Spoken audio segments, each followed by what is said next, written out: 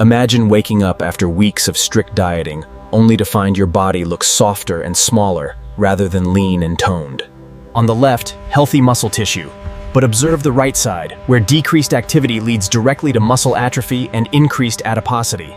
This frustrating situation happens because many people lose their precious muscle mass instead of burning the actual fat they want to lose. Without understanding how the biological mechanism of fat loss truly works, and you will waste your time and money on ineffective fitness methods.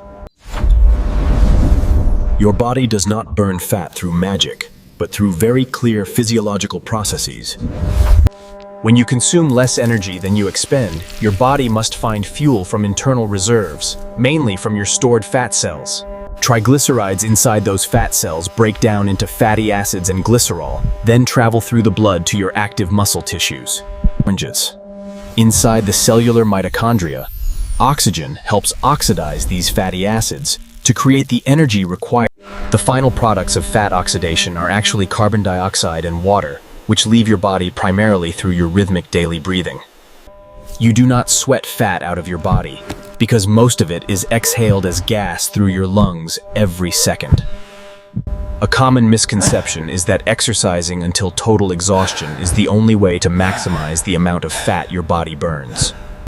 In reality, your body uses a mix of carbohydrates and fats as fuel, and this ratio changes based on your movement intensity. At low to moderate intensities, the percentage of energy coming from fat is higher compared to periods of very high intensity effort.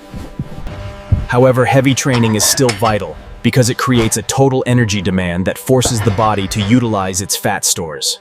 High-intensity workouts can also trigger the afterburn effect, which keeps your metabolism elevated for several hours after you finish your session. This effect is real, but it is not a miracle solution that can ever replace the fundamental necessity of a caloric deficit. Many people ask why they cannot lose fat in just one specific area like the belly, despite doing hundreds of daily crunches. Your body decides where to store and release fat based on your genetics and hormones, rather than the specific muscles you train. Men often store fat in the abdomen, while women tend to hold it in the hips and thighs, due to evolutionary biology. Alpha-2 receptors in certain areas, like the lower stomach, act as locks that make fat release much more difficult in those spots. You cannot trick your biology, because the body reduces fat from the entire frame in a pre-programmed order defined by your DNA. Training your abs will only make the muscles underneath stronger, without specifically ordering the body to burn the fat covering them up. Should you choose cardio or weightlifting for the fastest results in your journey toward a leaner and much healthier physical body? The correct answer is that both methods play unique roles and should always complement each other in a well-rounded fitness program. Cardio increases your direct energy expenditure during the workout, while lifting weights is essential for building and maintaining your lean muscle mass. Muscle tissue is metabolically active, meaning that having more muscle helps you burn slightly more energy, even when you are resting. If you diet without lifting weights, your body will likely break down both muscle and fat, which ruins your long-term metabolic health. Lifting weights sends a strong signal that your muscles are necessary, preventing the loss of lean tissue while you are losing weight. Successful fat loss is not just about making the number on the scale go down, but about improving your overall body composition. Many people believe that training on an empty stomach will burn fat faster because insulin levels are low during the morning hours. While fat oxidation might be higher during fasted exercise, and your total fat loss over time still depends on your total energy balance. If training fasted makes you feel exhausted or leads to overeating later, and the small initial benefits will be completely lost very quickly. For intense sessions like lifting or interval sprints, a small pre-workout snack usually helps maintain the high performance needed for results. Another huge misunderstanding is that the amount you sweat is directly related to the amount of fat you are currently burning off. Sweat is simply a cooling mechanism, and any weight lost immediately after a session is mostly water that returns once you hydrate. Do not confuse being lighter on the scale with actual fat loss, because water weight fluctuates significantly based on many different factors. The most dangerous mistake is cutting your calories too low for a long period, which causes your metabolism to slow down significantly.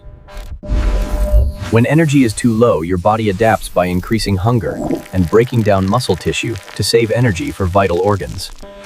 This leads to a skinny fat appearance, where your weight is lower but your body fat percentage remains high, and your health suffers.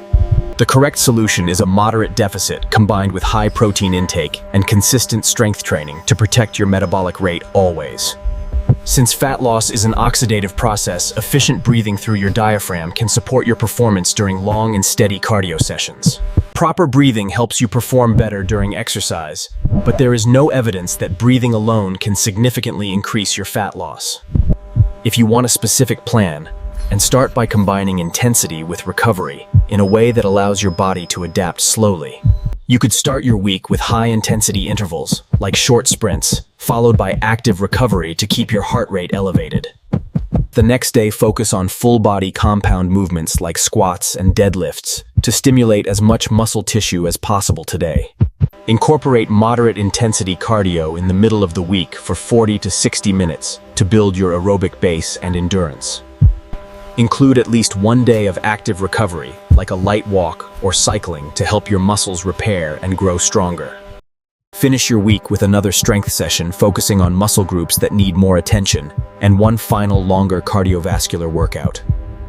It is not about killing yourself in every single session, but about maintaining a consistent volume and progressing slowly over the months. Regarding nutrition, the foundation is a reasonable caloric deficit, usually 300 to 500 calories below your daily maintenance level. Protein should be high enough to protect your muscles, ideally between 1.6 and 2.2 grams per kilogram daily. Increase your fiber from vegetables and whole grains to help you stay full and support your digestion while you are dieting down. You do not need to eliminate carbohydrates or fats entirely, because the total energy and quality of food are much more important. Limit highly processed foods and sugary drinks, because they make it very easy to exceed your daily energy needs without feeling full. Drink plenty of water to support your physical performance and satiety, but do not force yourself to drink excessive amounts for nothing. Sleep is a factor you cannot ignore, because 7 to 9 hours of rest helps regulate the hormones that control your hunger. If you are too busy for high-intensity training, and there is still a sustainable path to achieving the body you have wanted, increase your non-exercise activity by walking after meals for 15 minutes and choosing the stairs instead of the elevator whenever you can. These small movements add up significantly over time and create a large difference in your total daily energy expenditure and overall health.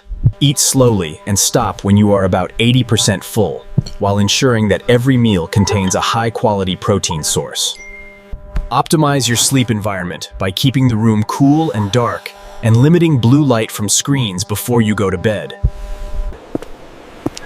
This method is not fast, but it builds a lifestyle that helps you maintain your results for the rest of your life. Ultimately, fat loss is not a short-term race, but a process of adjusting your entire biological system to a new, healthy state. There are no magic creams or waist trainers that can ever replace the combination of energy deficit and smart, consistent physical training. You will know that the goal is to be stronger and healthier while keeping those hard-earned results for many years to come.